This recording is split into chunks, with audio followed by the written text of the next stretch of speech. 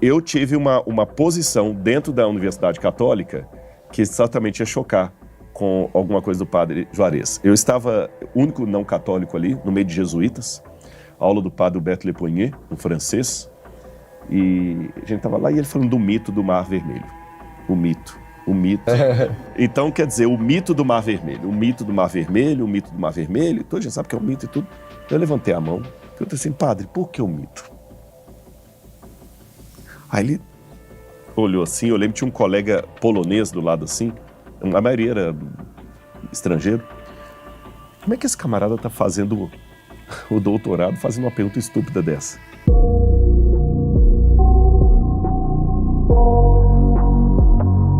Vou te fazer uma pergunta que assim, o padre que eu tava falando, eu esqueci o nome, Meu cara. Deus, vou pegar aqui, peraí. Padre Juarez, eu acho. Juarez, Padre exato. Juarez.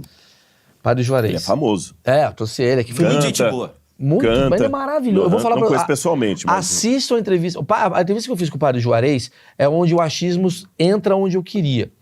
Que eu sempre tava falando pro Marco, eu queria entrevistar um padre pra bater um papo. Porque eu acho a rotina do padre uma coisa muito interessante. Vamos entender como é que é. O padre Ele tem um canta WhatsApp. mesmo, não tô falando bobagem. Acho que ele não. canta, acho que ele cantou mesmo. No achismo ele não cantou. Ele não cantou no achismo, mas eu ele acho que canta. ele Ele é canta jovem. Ele é, porra, ele fez Não, meu mas casamento. eu tô lembrando do Padre Juarez, que ele é famoso na internet. Ele é maravilhoso. junto- Juarez maravilhoso. de Castro. De Castro. E aí eu entrevistando ele, a gente chegou num lugar que eu começo a perguntar, além das idiotices que eu pergunto, a gente chegou num lugar de tentar falar sobre a própria Bíblia, né?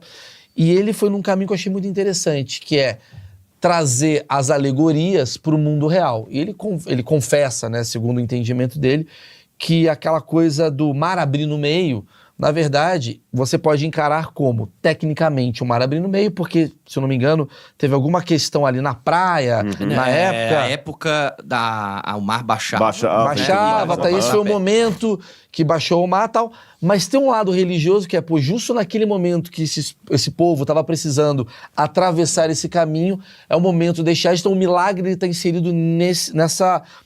O que não deixa de ser um milagre. total. Se a Exatamente. coincidência aconteceu, Conjunção né? de fatores e tal. E a gente está vivendo um momento que, assim, a Bíblia foi escrita há muito tempo atrás e cada religião, ela pega essa interpretação e joga de um jeito. Qual que seriam as religiões, você que estuda, assim, que você fala assim, Maurício, eu acho que esse tanto de interpretação acaba atrapalhando ou ajudando. Tem alguma religião que você diria que, assim, cara, é mais fidedigna com aquilo que está sendo dito? Não, é lógico que... Eu vou responder em 3 níveis aqui. Em primeiro lugar, é lógico que eu sou adventista do 7º dia. Tá. Mas a minha formação acadêmica, ela é plural. Porque eu estudei na USP, que é público, Sim. tem nada de religião ali. Fiz curso na Universidade Hebraica, que é de judeus. Fiz curso na Universidade Andrews, que é da Igreja Adventista. Fiz curso na Universidade Católica, meu primeiro doutorado foi na Universidade Católica. Eu era o único não adventista ali junto com os jesuítas. Então eu tenho eu sou um queijo feito de várias vacas, Sim, sabe? sim. Então eu dialogo bem, graças a Deus, com pessoas de vários pontos diferentes.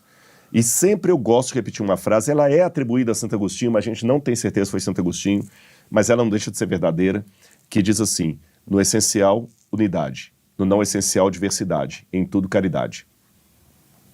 Tá ok, no essencial, unidade. No não essencial, diversidade, em tudo, caridade. Tem coisas aqui que não tá no bojo da gente discutir. Desculpa, tem coisa aqui que não pode ter a sua opinião ou a minha. Se tiver uma discordância, um dos dois tem que sair daqui. Por exemplo, não tá na discussão aqui apoiar racismo. Isso é hediondo. Nisso a gente tem que ser unido. Se você apoiasse racismo, unidade. Se você apoiasse racismo, desculpa, no seu podcast eu não viria. Entendi. Isso aqui é unidade. Tem pontos que são diversidade. Você entendeu? De repente... Opiniões diferentes. Opinião diferente. Sou Botafogo, você é Vasco. Exatamente. Beleza e tal, blá, blá. E agora em tudo, caridade. Eu consegui, você Botafogo e eu Vasco, eu vi que tomar um xícara com vocês e sair Porra, tu discordando. falou a essência do que eu acredito que é a vida. Você entendeu? Cara. Isso é a vida. Maravilha. Entendi. Então, com isso colocado, eu sempre caminhei nesses lugares aí e não vou falar em 100%, porque sempre tem pessoas que não sabem dialogar, mas em 90% ou mais é da minha experiência nesses ambientes não adventistas que eu transitei e transito ainda, eu me sinto muito bem respeitado. E graças a Deus, olha, poxa, eu cheguei aqui, não estou fazendo política correta não, mas o pessoal me tratou com carinho quando cheguei com isso aqui. Você é muito querido. Rodrigo aqui, e tal, papapá. E graças a Deus, não teve um podcast que eu viesse até hoje que eu saísse com a porta fechada, nunca mais você volta aqui. Porque você também é um cara muito graças bom. a Deus. E eu ponho isso em prática. Não sei se foi Santo Agostinho que falou essa frase, mas ela virou meu mantra. Eu queria muito ser um Santo Agostinho da vida, que você não falou e todo mundo fala de você. Fala, Clarice Lispector. Colégio Maurício Meirelles, uma frase que eu não falei. Você tem que começar a pensar nisso agora pra conseguir essa carreira. Vou atrás. Ou Clarice Lispector também. Clarice que tá em Lispector. tudo que Que na é academia e-mail. a gente fica muito preocupado Tá assim, tudo que é quando tem o e-mail. APUD e tudo mais.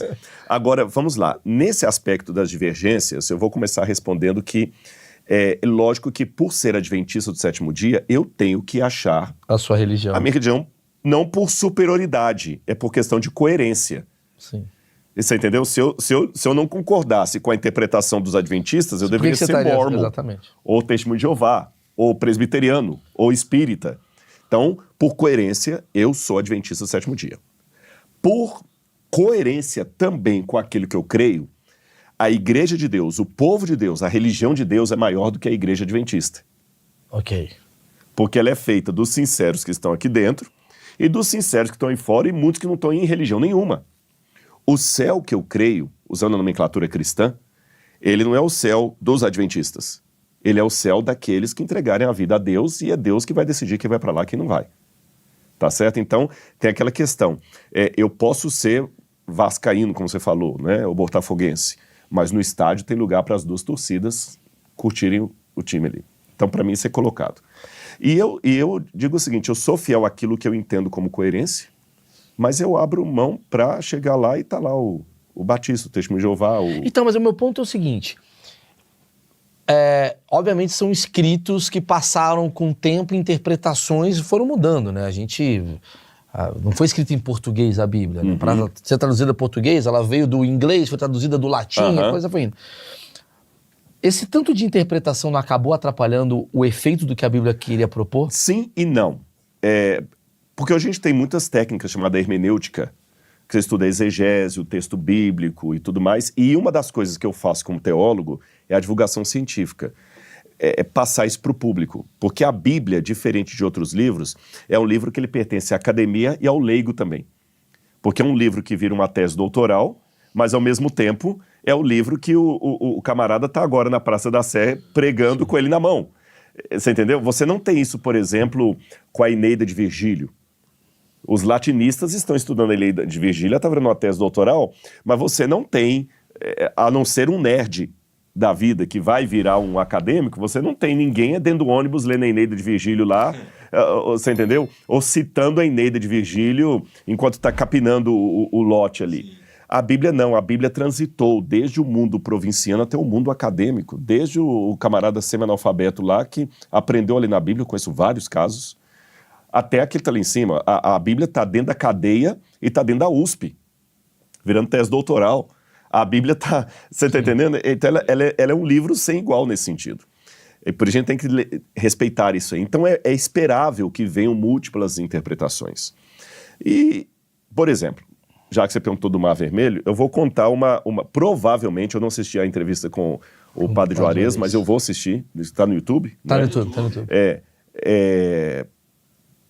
Eu tive uma posição dentro da Universidade Católica que certamente ia chocar com alguma coisa do Padre Juarez. Eu estava único não católico ali, no meio de jesuítas, aula do Padre Huberto Lepoignet, um francês, e a gente estava lá e ele falando do mito do Mar Vermelho. O mito não é o Bolsonaro, não, o mito do Mar Vermelho. O mito. Falou 3 mitos aqui, já virou corte. Já virou corte. Já tá aí, já tá aqui, bombando. ó, já tá Rodrigo aqui, apoia e o Bolsonaro. Aqui, ó. Aí o que acontece? Milei agora, né? Então, quer dizer, o mito do Mar Vermelho. O mito do Mar Vermelho, o mito do Mar Vermelho. Toda gente sabe que é um mito e tudo. Eu levantei a mão, perguntei assim, padre, por que o mito? Aí ele olhou assim, eu lembro que tinha um colega polonês do lado assim, a maioria era estrangeiro. Como é que esse camarada tá fazendo o doutorado, fazendo uma pergunta estúpida dessa? Aí, quando eu vi a reação na sala, foi um negócio tão doido, como se eu estivesse defendendo terraplanismo dentro da faculdade de física da USP. Então, a Terra não é plana? A sensação foi essa. Aí eu falei, não, calma, deixa eu explicar. Deixa eu fazer uma pergunta para o senhor, padre. Maria era virgem quando Jesus nasceu? Eu fui de propósito na jugular, porque eu sei que o dogma de Maria é uma coisa muito respeitada dentro da Igreja Católica. Tanto é que eu vou participar de um vídeo, de um um podcast daqui a poucos dias, dentro de uma entidade católica, sobre Maria. Acho que vai ser a primeira vez que eu vou levar um não católico para falar sobre Maria. E eu creio que ela deu a luz a Jesus virgem. Mas quando eu falei assim, quero fazer outra pergunta. Jesus ressuscitou mesmo ou não? Aí o padre, na hora, ficou bravo. E o europeu, geralmente, ele é meio seco, né? Por isso que dá protestante em sala de aula e tudo mais. Você na igreja, vocês não acreditam na virgindade de Maria? E vocês não acreditam também na ressurreição de Jesus? Eu falei, não, peraí, gente, eu acredito. Eu acredito que Maria era virgem quando deu a luz a Jesus e acredito na ressurreição. Eu só estou querendo entender o critério. Por quê? Vocês dizem que o Mar Vermelho se abrir foi um mito, porque cientificamente falando é muito difícil falar que o mar se abriu, como a Bíblia menciona, e o povo atravessou ali. Só que cientificamente falando, uma mulher virgem dar à luz a um bebê também é ridículo. Nenhum ginecologista vai afirmar isso. Também é ridículo dizer que um homem que morreu mesmo, não foi paralisia do sono não, ele morreu, depois de 3 dias morto, ele ressuscitou, comeu pão e peixe, ainda subiu para a estratosfera num corpo físico, sabe? Também é ridículo. Então, peraí, qual que é o critério?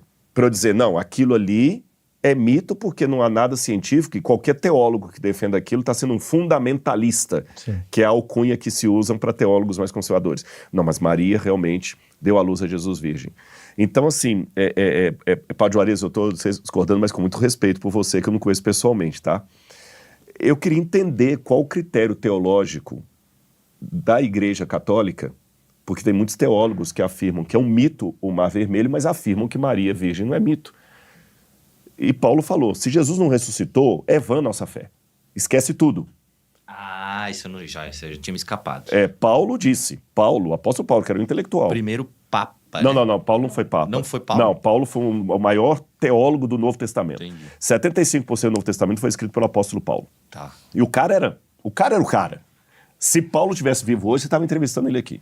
Você entendeu? Daí Paulo, o convite. Fica o convite. Paulo fica o convite. Entendi. Aí você está falando da coisa assim. Paulo falou, se Cristo não ressuscitou, nada aqui faz sentido. Nada faz sentido. Porque tudo é um grande milagre. Exatamente. E Bultmann, que era um teólogo não católico, Bultmann era protestante, ele desenvolveu uma ideia protestante no início do século XX, na verdade não veio com ele, você tem antes, desde o século XVIII, alguns teólogos protestantes que começaram a negar a ressurreição de Jesus. Bultmann, por exemplo, dizia que a ressurreição de Jesus foi uma grande parábola. Olha a explicação que Bultmann dava. Na verdade, Jesus morreu. E todo mundo pensou que a mensagem dele ia morrer com ele. E a ressurreição é, na verdade, a mensagem viver. Viver. Então, quando todo mundo pensou que matou Jesus, ele continuou vivo através da pregação. O fato da gente estar falando de Jesus é a ressurreição de Jesus. Para Bultmann era isso. Sim. Mas quem nessa época levantou contra esses teólogos protestantes e levantou com aplauso foram os teólogos católicos. Católicos e anglicanos. Você tem um teólogo, N.T. Wright, camarada um gênio, N.T. Wright, ele escreveu um livro dessa grossura sobre a ressurreição de Jesus. Anglicano, ele é vivo ainda. Livro muito... É doido demais o negócio.